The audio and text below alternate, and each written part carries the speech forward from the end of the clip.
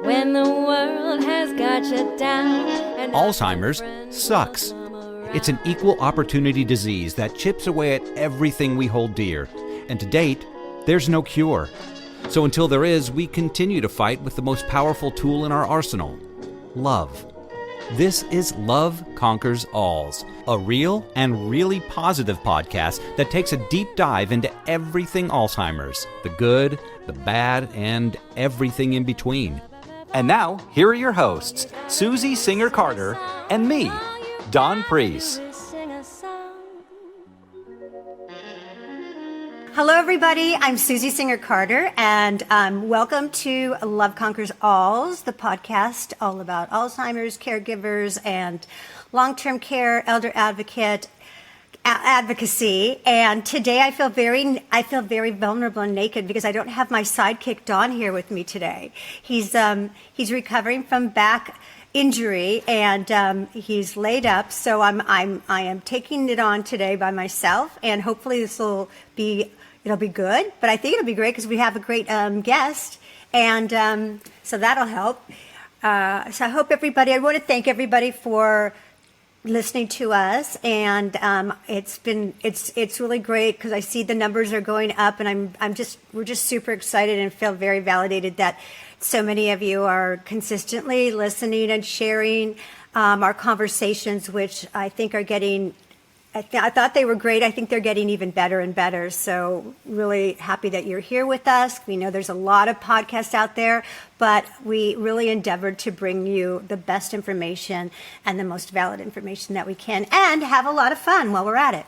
So without further ado, I have a question. I want to say to you this. I want to say, why, when we're looking for the perfect hotel, with the best amenities, with, the great views, everything, anywhere in the world, there's like so many sites you can go to, right, that you can rely on to get a great place. You can go to booking.com, you can go to Trivago, Expedia. So why is it so freaking difficult to find a reliable database with information about elder care homes, one that uses filters to help families do the same? With elder care, that's a big issue, right? So, I mean, you might be thinking, because I get pushed back all the time, Susie, there are sites that do that. They're all over the place, and I am aware of that. There are a lot of places that say they do that. But the point is how well do they do that? I know they're out there, but how reliable, how are they reliably presenting what is available? And that's something that's very hard to vet until you're in it, right? So, and when you're in it, you're usually in some sort of stress situation. You hadn't planned for it, and now you're scrambling to find a place for someone that you love very much, and that becomes very, very difficult. And how do you know that the rating that they're giving this place is authentic, right? You don't. You have to trust. So how do you do that? How do you trust these sites? What gives you that sense of peace? Because that is a sense of peace when you can find some place that you feel good about putting someone that you love very much in for a very long time, if not the rest of their life. That's a major issue. It was a major issue for me. I spent so much time shopping, going from place to place to place to look for a place when my mom finally had to move into assisted living. And it is daunting. It's depressing. It's hard. And if you don't have a pretty big tribe with you, it's even harder. So today's guest, Daniel Clark, is the founder of ELDERado, which is a portal, an online site, which is an elder care navigational tool that provides the highest quality and most transparent information about every elder care home in Canada. And if I said that wrong, he's going to correct me. But let me just preface this by saying, why am I talking to somebody in Canada? Because this young, incredible human being is not just, his plans are to bring this kind of business model to everywhere in the world. And I think it's so important. And it takes somebody like this guy with so much passion and so much empathy and brilliance to do something like this. And I think it's important that we talk to him and hear him out and hear why he was motivated and moved to create ELDERado. And it all came from a personal experience, which is why all of us who are in advocacy or, we become, caregiver support, or we launch a site like ELDERado, is because we've gone through it ourselves. And Daniel went through it with his grandma, Marnie Ellis, who was hospitalized with lupus, and it was a super stressful time for his family. And they were told that they needed to find long-term care. So they were at a loss, and I'm going to let him tell you the rest of the story because I'm going to invite him in. Hello, Daniel. So happy to have you here, Daniel. Hi, Susie. Thanks for having me. So one correction I'll make is that right now we're not across Canada. We're just in Ontario. We have ambitions of being across Canada, but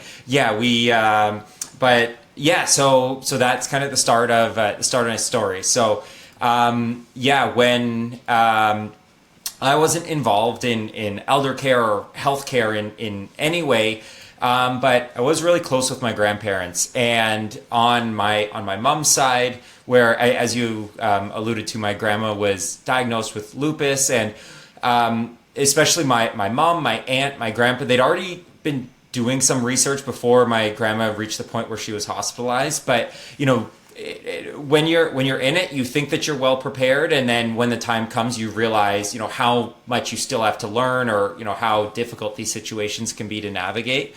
So my grandma was hospitalized. It was then in the hospital where they let us know it's not the right place for her, and she'd had some home care, and that it can be relatively inconsistent. So my grandma needed to move into either long-term care or assisted living, which basically up here in Canada, long-term care is government subsidized, whereas assisted living is completely private.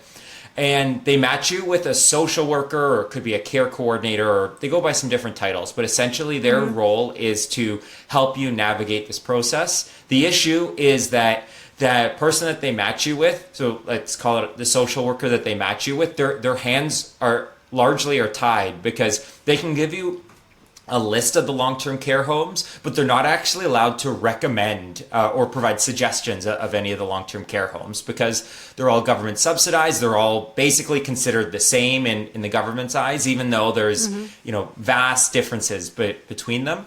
So you just get this list of long-term care homes, and then for retirement homes or assisted living, because it's all private, they don't really provide any suggestions. So at the hospital, they had information about one local retirement home, but then it was largely left on the family to navigate what your options are. So you're already in a really stressful situation. You want to spend time with your loved one, but now you're having to run around to all these different homes. It's difficult to even know the list of homes that exist. And then from there, trying to figure out which ones are going to be the best fit, who has the care services you need, what's it going to cost. It was just a really, really stressful, really overwhelming situation. And something that's made matters worse where I am in Ontario is they introduced something called the More Beds, Better Care Act. So now, where typically in Canada, you don't pay for your time in the hospital, but they'll start charging you for the bed if you require some form of senior care. After 3 days, you start paying $400 a day, which for most people in Canada, you come and go from the hospital without ever getting a bill. So that's something that's become an even bigger shock to the system that my family didn't have to deal with, but now families have to deal with. So you're under this time crunch in order to navigate your options, and it's just a really difficult, murky system to try and navigate. Like, terms are different. Terms are used to describe the same thing. Even if you're going down the route of long-term care, just since I've been involved in the space, the name's changed 3 times. So, it just a couple of months ago, it's now called Ontario Health at Home that you deal with. Most people still know it as Home and Community Care Support Services, but the language is changing all the time. And it's just not something that we think about day to day. Not a lot of us think about like, oh, what are our options going to be for a long-term care or retirement home? So a lot of us wait until we need it. And that creates a lot of challenges, and unfortunately it can lead to suboptimal outcomes for the family and the care service or the care home that you ultimately go with. Thank you for sharing that. I think it's really important to hear about what other countries are doing and other systems are doing, because we're all so very close. Like, yes, we're the same. It's like, Medicare and Medicaid takes care of long-term care, whereas, Medicaid really takes care of the living part of it. And then assisted living is not covered at all. So it's not subsidized by the government at all, and it's private pay. So it's very similar. And at the moment, like, we're looking for the panacea. Like, what is the right way to do this system? And I think it's super important to hear where other systems succeed and where they fail as well, because that can stop us from wasting time in a certain area, because a lot of solutions become performative because they just want people to think we're doing something. And now the public won't be annoying us, right? But we can't be satisfied with they're just doing something. We have to know that what they're doing is actually helping, right? 100%. You're completely right. And there's so many challenges up here. For example, we've got in Ontario about 70,000 long-term care beds, and there's over 40,000 people on the wait list. So, there's people who, and the wait list is always, it's triage. So it's kind of needs based. So the higher your needs, the higher up you are. So there's a lot of people who really need to be in long-term care, but because there's people who need to be in more critically, that they can't get in for years. And that creates all sorts of challenges. And then, up here, we have this big disparity between long-term care, which is government subsidized. So, for example, in a long-term care home in Ontario, for a private room, it's about $2,900. And for a basic room, it's just over $2,000. But so that's subsidized. But then if you're looking at retirement homes, and especially if you need assisted living, which is, if you have higher care needs, that's completely unsubsidized. So then the price discrepancy is huge. Like there's all sorts of people in assisted living who might be paying $7,000, $8,000, $10+ thousand. I've spoken to families that are spending over $20,000 a month. And, for one, who's got that kind of money? And also where there's just this gap in support, and there's a big push going on up here by the Ontario Retirement Community Association and some of their allies to make it that that retirement homes, you can get a tax credit. It's done in a couple other provinces, and it's worked quite successfully, especially in Quebec and in Canada, but yeah, I mean, there's a lot that needs to be done. There's not enough beds. There's not enough staff. And it's something that really needs to become a bigger focal point, because none of these changes happen quickly. Like having the government promise that by 2028 in Ontario, we're going to have 30,000 new long-term care beds. We're not even close. And in all honesty, we might be net down from where we were from when that announcement was made, because there's been a number of homes that have closed, and if these changes take a lot of time, and we've all seen the demographics. We know the number of baby boomers that are coming, and we need these changes we need more action taken sooner rather than later. So true. Like, we're having one of my colleagues who's a filmmaker as well is doing a short film I'm going to go see about what, a horrible name, but it's called, it's about granny dumping is what they call it, because these are for people that don't have a family or support in any way, not even a assigned guardian, and they're just dropped off after a hospital stay on the street, with just to, I don't, it's we treat our dogs better, we treat our pets better, right? And in Canada, I'm sure it's the same in terms of the attention that this demographic gets because of ageism and ableism. Do you find that a big issue? Yeah, well, and I don't know that it's always even intentional. Like, I think some of the issue is that when people are in this space, they do so much work, like helping take care of their loved ones. So even if you're in, the most amazing assisted living facility, there's still, there's a lot of stress involved. There's a lot of advocating that goes on. And I think that when you're in it, it's hard to advocate for the system as a whole because you're so busy advocating for your loved one. And then I think that by the time, when your loved one passes, that you're just so done with the system, you're so tired, you're so frustrated that you just want to get as far away from it as possible. And I think that's a big reason why there hasn't been the innovation in the space as there has been in some of the areas. Like, in a lot of ways, it's elder care is a lot more old fashioned than a number of the other systems. Just the fact that ELDERado is the first website in Ontario that even lists all the long-term care and retirement homes together. Before that didn't even exist. You had to go to all these different sites to even know what your options were. And I think it's just because people get so frustrated when they're in it that they just want to get as far away as possible. And then when you're in it is when people really open their eyes up to like just how difficult of a situation it is. Because I think that for the most part as a society, we just try and avoid kind of thinking about like getting older, and because with getting older we start thinking about dying and loss and things like that no one likes thinking about. So like ageism can certainly be an element of it, but I think that there's a lot of good people that just want to they just want to be as far away from it when they don't have to be as possible. No, I agree. People ask me all the time, how did you decide to do No Country for Old People? Because didn't you just want to just close the door and go back to your life, right?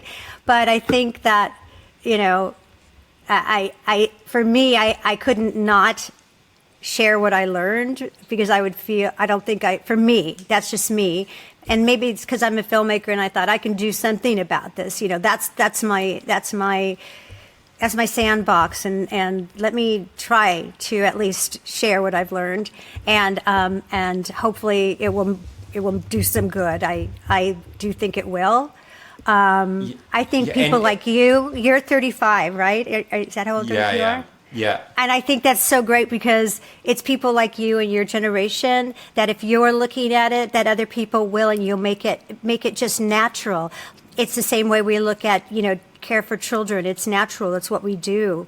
And it's the cycle of life. And what you're doing is just so powerful to have a voice in your generation. It's really meaningful, and I really applaud you for it. That's when I first met you. I was like, I love you so much. I love what you're doing. It's just incredible. Thank you. I appreciate that. And you shared your sizzle reel with me for No Country for Old People, and it's such a powerful it's such a powerful watch, and I look forward to seeing the whole film when it's released, and I think that's part of it too is telling more stories, and what the stories like you have to share are very important, but then also something that we're trying to do with ELDERado, and part of the reason why we chose the name ELDERado is because ELDERado is the Mayan city of gold and prosperity, and because you love Supertramp. And so we do also want to share some of the more positive stories. So I volunteer in a long-term care home, and there's in the news all you hear is negative stories of neglect, of abuse, of a lack of funding, short staff, all these negative things. And don't get me wrong, there's a lot that needs to be improved about long-term care. But at the same time, there's people who are living their best lives in there, making the most of it. And we want to be able to share some of those stories too, not to diminish that, there's not things that need to be improved. There are, but I think when everything's negative, then, who wants to go into a long-term care home, and your entire perspective, all you've heard is these horror stories. And we also want to be able to share more of the positive stories, and try and kind of nudge things back in the right direction, because as much as there's a lot of reason to be critical, we want to provide some balance to the conversation, that it's not death's waiting room. There are people in there who are making the most out of what they have, and I get to see it when I love volunteering in the long-term care home, because some of the people you get to meet, and sometimes things are going on there that I don't love, but at the same time, you just try and take the positivity and kind of make the most of it. I so agree with you. I agree with that 100%, because I think it's important for people to understand that there are people living their best life and enjoying their life there, and that we need to support that, right? So it's not like it's like you said, like it's like we're throwing them in the dungeon and locking the door and walking away. No, there's people. I mean, when I would go to visit my mom, I always tell the story about the cool group who were all in their 90s, who didn't have dementia for the most part, but they were the cool kids, right? And every time I'd come and sing with my mom or whatever, they'd always go, "Susie's singing, come on over." They'd all hang out, they'd go to dinner together. They were the cool group, and they were enjoying their life. And I enjoyed them so much, and and I think that that's important to understand, that there is good life going on, and that a year to someone in their 90s is way longer than a year in someone in their 30s, right? Because that's it's more meaningful. Absolutely, and people like that, they brighten up a residence so much. Like I've been into a lot of long-term care and retirement homes in Ontario, and as much as the staff can make a big difference, the actual facility can make a big difference. The biggest thing that I find is it's the residents, and it's if there's residents in there who are welcoming, getting people involved and things like that, then naturally those homes just feel homier. Like it feels like it's their home, as opposed to where hospitals have kind of that sterile feel to them, and like sometimes a long-term care home. And plenty of long-term care homes feel like an institution, but then there's also homes that you go into where you see that there's a lot of residents that just they bring a really upbeat vibe, and not that it should be up to the residents to have to kind of create that environment, but when that environment is there, then the people, the staff prefer it, the other residents prefer it. It's just a better environment. And so that's something happiness. Exactly. So that's something that we want to do with ELDERado, is share more of those stories, because there's we certainly want to shine spotlights on areas where things need to be improved, but at the same time, because we try and educate people on the entire system, and we also want to share the more positive side, and then it also breaks down some of the fear that a lot of older adults have on going into long-term care or retirement home, because certainly if I just read the paper and that was my perspective on long-term care, there's not a chance I'd want to go there, because because you never read in the papers anything even neutral. Everything is really negative stories. Right. But see, and for me, that comes down to ageism, because people don't really want to hear about older people. So I think if we can force, that's what I think. That's when I talk about ageism. I think it's that the public doesn't really want to acknowledge it because of their own fears, right? And so, and I think when you get to see these kinds of stories that are very inspiring, then it becomes, it's a positive, and so it becomes attractive. It becomes, compelling, and that's what we need more, more of, and less kind of stereotypical stories, but really just inspirational, aspirational. We should be able to aspire to be able to have that kind of life in our third chapter. Yeah, and I think that's important, because we all get there, hope God willing. And so, I hope that I'm aspirational. I hope when I'm 90, I'm still doing hip hop, and I'm enjoying my life, and I think that's what we're here for. We all are on borrowed time. It doesn't matter how old we are. So we don't know what we don't know. So we have to make the best of it.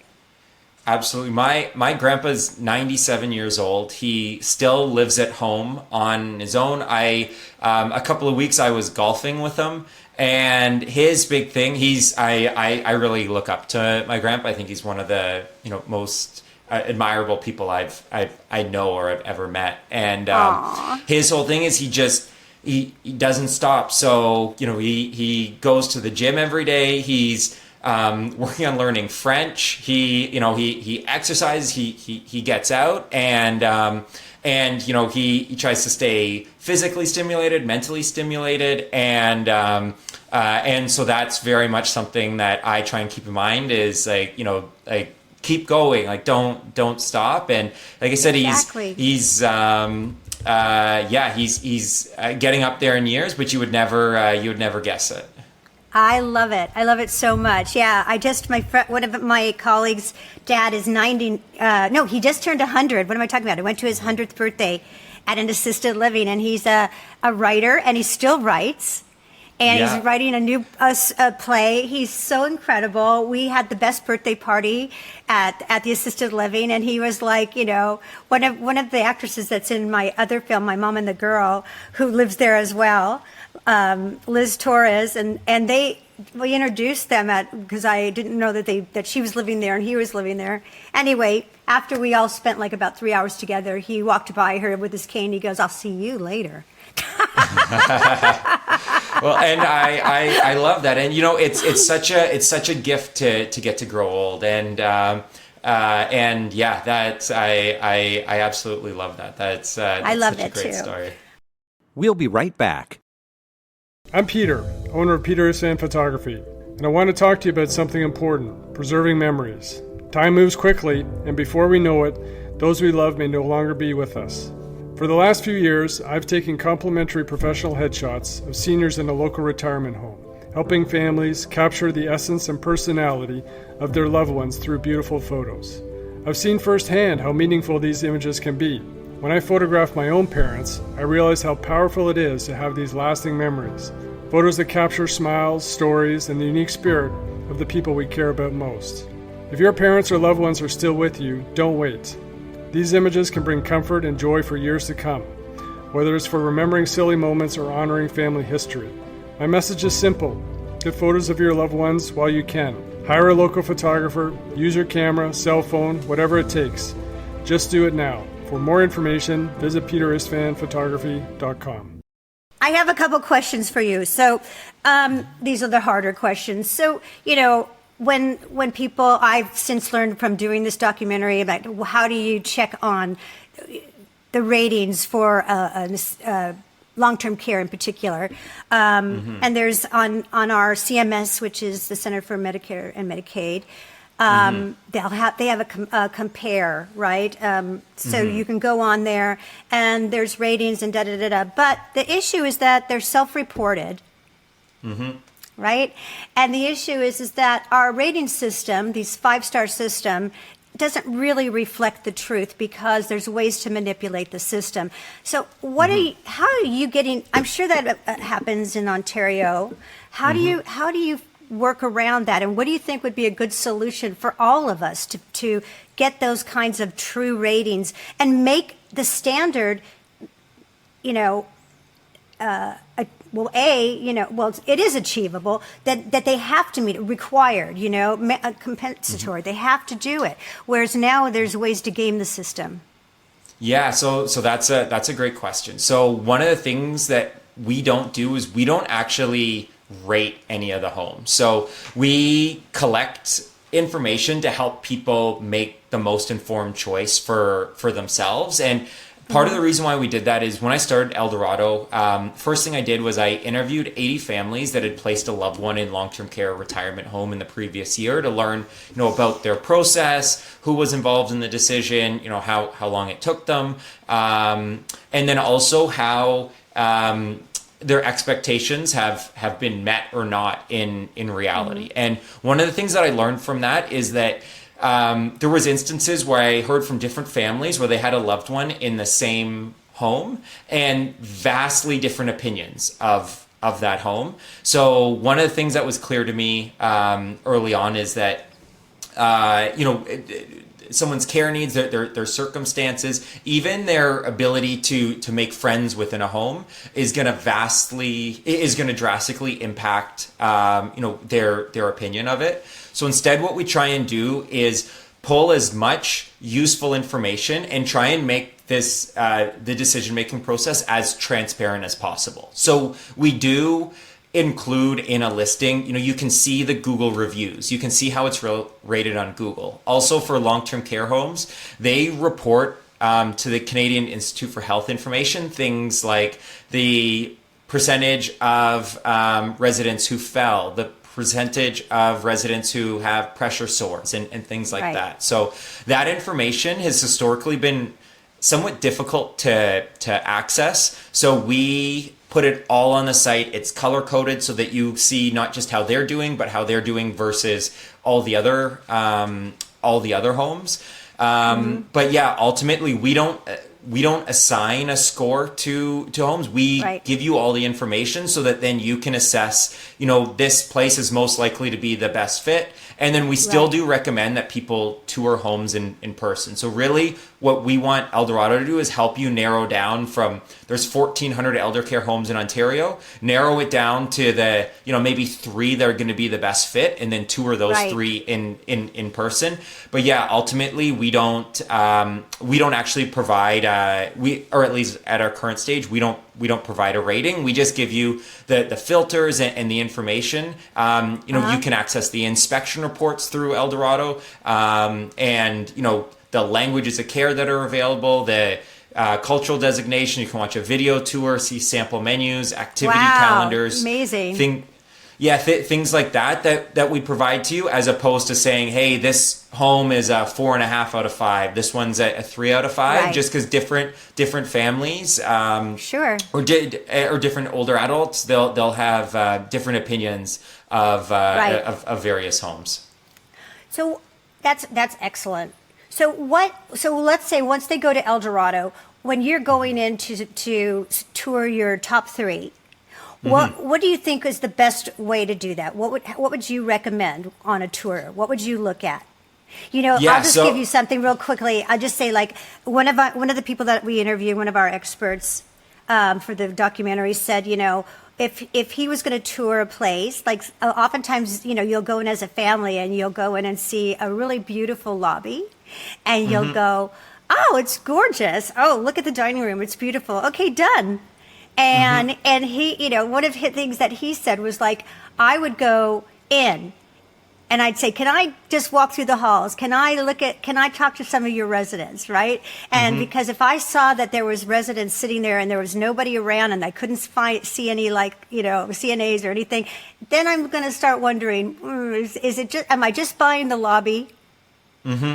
Yeah, no, that's a great point. So there's a few things that, some of them are things that I picked on. Some of them are like kind of recommendations that have been given to me over time. So yeah, a few things. First is, because typically in the lobby, I find a lot of retirement homes, which for retirement homes in Ontario, though, those aren't government subsidized, so they're typically a little more expensive, but they're also nicer. So a lot of times they'll set up some sort of like social area also in the lobby to try and like kind of bring some life into it.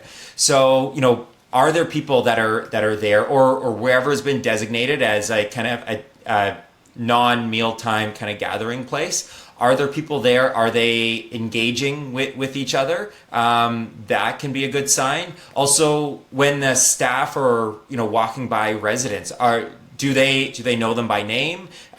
Which is awesome if they do. Even if they don't know them by name, are they kind of acknowledging? Are they acknowledging the residents?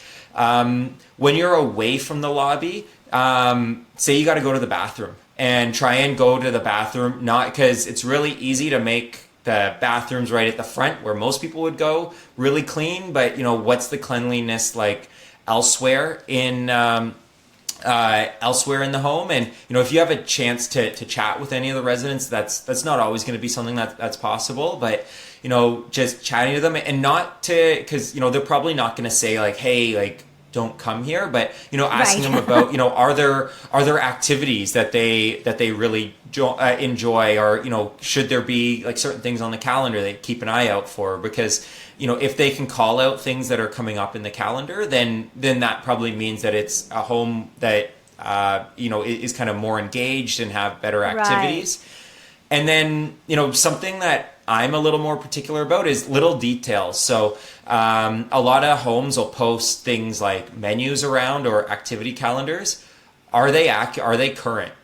Because if those sort of things aren't current, it's a small detail, but making sure that you get those sort of things right. And then the last thing I'd say is, typically, at least for retirement homes in Ontario, they'll offer that you can have lunch for free or something like that if you're going on a tour, and take advantage of that and try and schedule it so it's a time when when all the residents are eating as well, and then you can have a look around and what's it like in the dining room. Are people engaged with each other? Are they not? Is it is it just like kind of really quiet and solemn? Because maybe that's what you're looking for, and maybe you do want a retirement home that for your personality is a little bit more quiet, but it just gives you a feel for what you can expect when when you'd actually be a resident inside the home, and also realizing that it's probably during that visit going to be the best that it will be at any point. So just having a frame of reference that right. Generally they're trying to they're trying to make a good impression. So it's unlikely that it's going to be significantly better than what you experienced that day, just because they are trying to make a good impression on you. That's such good advice. Yeah, I think that's brilliant. Yes. Oh, and we do that too when they do invite you to have lunch when you go to tour, and I agree with you. Take them up on it, even if you're not hungry. Sit there and just see what is the community like, right?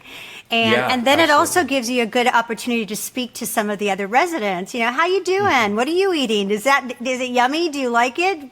I got the. It gives you a chance to actually have a conversation that doesn't feel stilted. So I think that's great advice.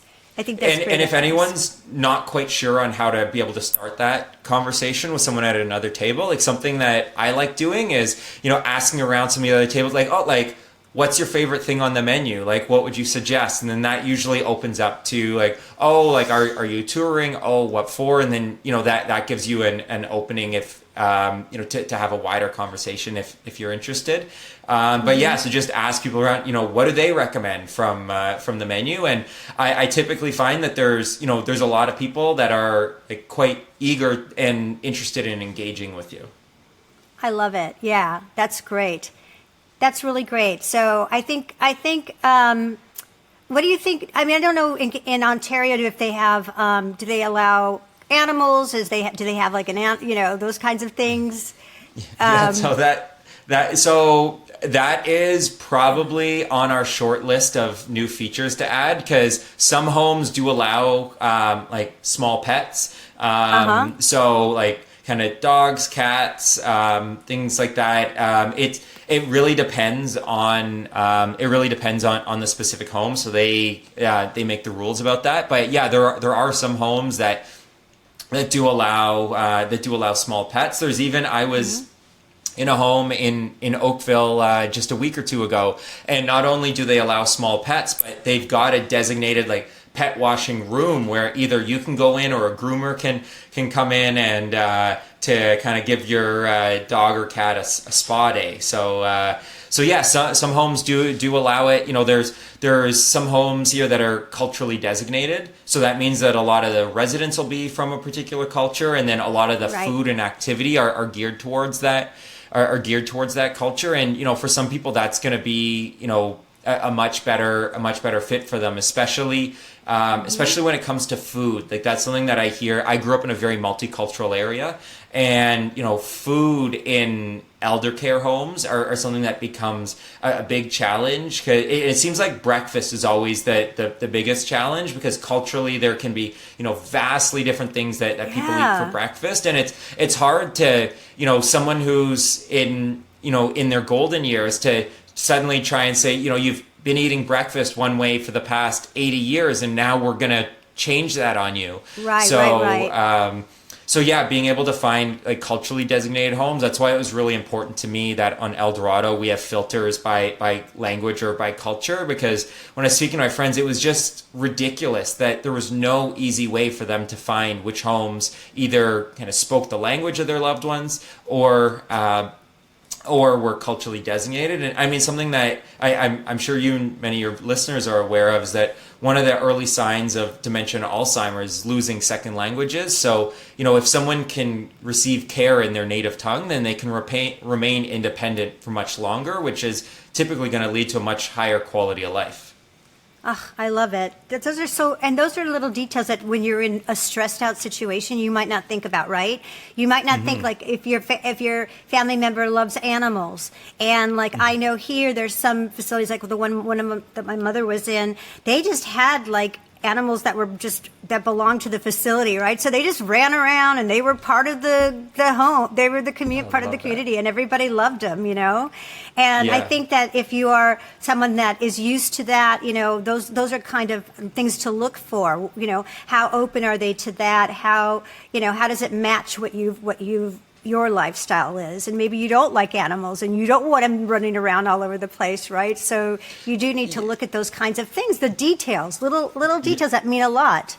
Yeah, you know, it's funny you say that, because so one of the reasons why, so the pet filter is one of our most requested filters. Okay. And it's because it's not only people who want to have pets, but it's equally people who just don't like being around pets. And on the flip side, they aren't interested in, because something that can be easy to get lost, especially with all the news headlines, is that, you know, these are people's homes. This isn't just, you know, so like we are talking about people's homes. And so, you know, you want to feel comfortable in your own home. Like, imagine you hated dogs, and in your home where you're currently living, you're required to have a dog is going to live in your living room no matter what. Like, you know, nobody would want to move into that house. And I think that's something that's really important to remember, is that, you know, these are homes, and we can get caught up in all the statistics of, you know, what it is, and, you know, you just see these large numbers and they're overwhelming. But at the end of the day, like, yeah, these are people who are looking for somewhere to, you know, live with their health, independence, and dignity, and you know, it should be easier for them to find which home is going to be the best fit for their circumstances. I just love you, Daniel. You got it. You're so smart about this, and you have such a great perspective. You get it so well. Like, I didn't get it at 35. I didn't think about it. My mom was such a pistol, and I didn't think about it. My dad died very young in a plane crash, so I didn't really have, and my grandma everybody was kind of independent. They just kind of went, goodbye, I'm going. That's it. You know, so I didn't really have experience with that.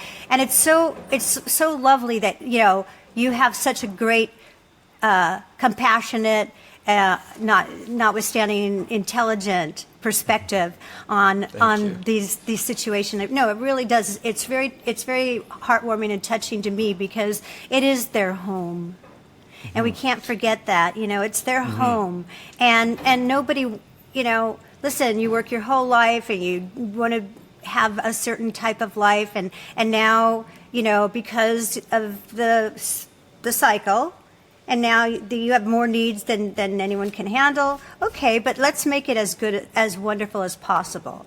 And remember that these are individuals, and that these are not one size fits all. Yeah, and exactly what you just said there, where we're talking people, they've worked their whole life. They've literally laid the infrastructure that we enjoy. They've fought battles so that we don't have to. And like I really think that deserve better. And I was very fortunate to grow up in a great family unit where where kind of always looked up to my grandparents. Like that was very much kind of part of our family unit, is kind of the patriarchs of the family, and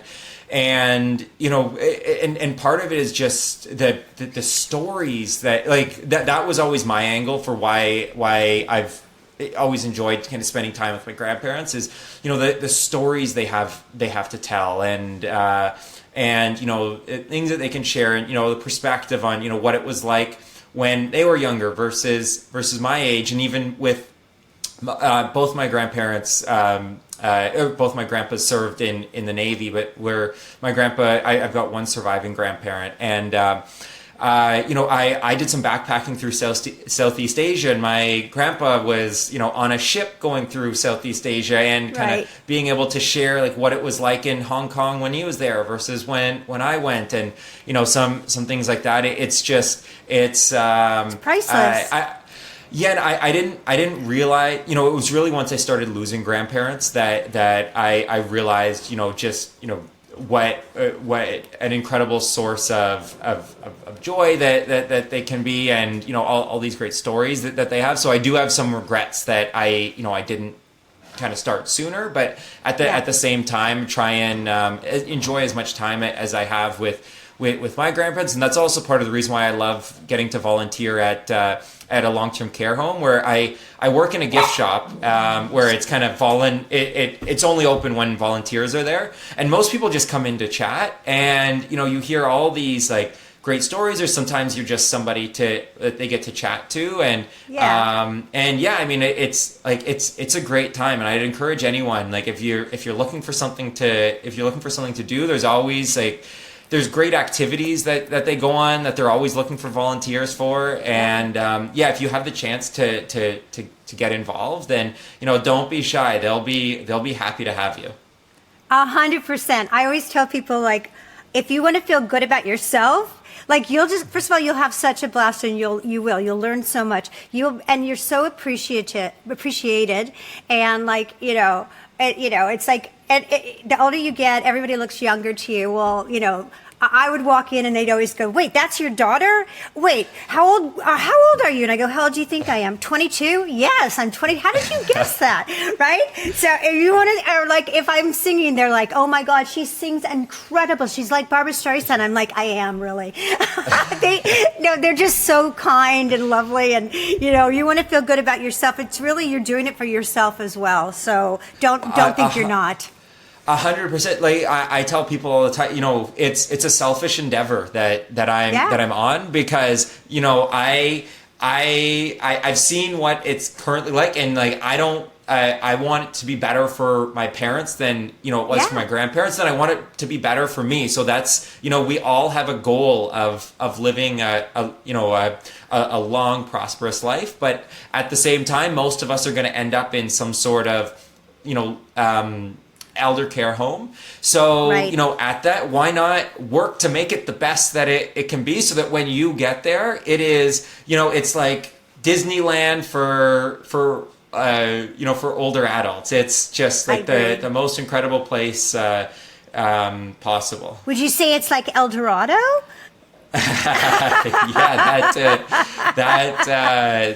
I want to say this to you. What's your grandpa's name? That's alive in 96. Hugh Ellis. So Hugh Ellis and Marnie, is that his wife? Yeah. They raised an incredible grandson. Thank you. You are incredible, and I thank them for that. I thank them for giving you such lovely values and curiosity, and compassion. So Daniel, I'm counting on you to keep keep going. Don't stop. Do what you're doing. Bring it on over here in America and everywhere else that needs this kind of this kind of service, and we all do. So I am cheerleading you on. I know everyone else that's listening is cheerleading you on too. And Thank you. And I thank you. I can't wait to hear more about you and all the things you're going to be doing, because I know you're going to be doing a lot. You're very special. Thank you. And one thing I can mention is, although we're not in the United States right now, and it's probably going to take some time before we're looking at expanding anywhere outside of Canada, there is a similar platform that follows a similar model called Purple Door Finders that is kind of expanding across the that's expanding across the states, and follows a lot of the same principles that we do. Great. So if somebody's looking, right now, that can be a resource that's really helpful, because you do have to be careful that there are a number of pay-to-list platforms, and there are, certain platforms that are known for they'll just recommend because, they're being paid to recommend. Exactly. And ultimately, I know with my family, we wanted the best care for my grandma, not the best care of the people who were paying to be listed on a particular on a particular service. And yeah, so that's something that to me is really important. And of course, I want ELDERado to be big and successful, but I also want to make sure that all families are able to navigate this really challenging time as the best way possible, and whether it's with ELDERado or whether you're somewhere else with another solution that exists there, because families deserve better. Like it's such a stressful time when you're having to go through looking for elder care, and families deserve better resources. Amen. So thank you. I think we'll put all that on the show notes, everybody. They'll have is it called Purple Doors? What is it? Purple Door Finder, yeah. Purple Door Finder, and of course ELDERado, of course Daniel Clark, and everything else. You can reach out to him, and if you want to interview him or talk to him or just tell him how great he is, you could do that, because he deserves it.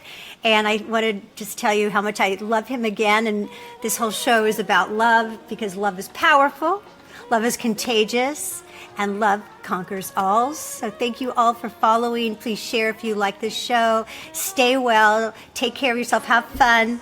And we'll see you and talk to you next time. Thanks.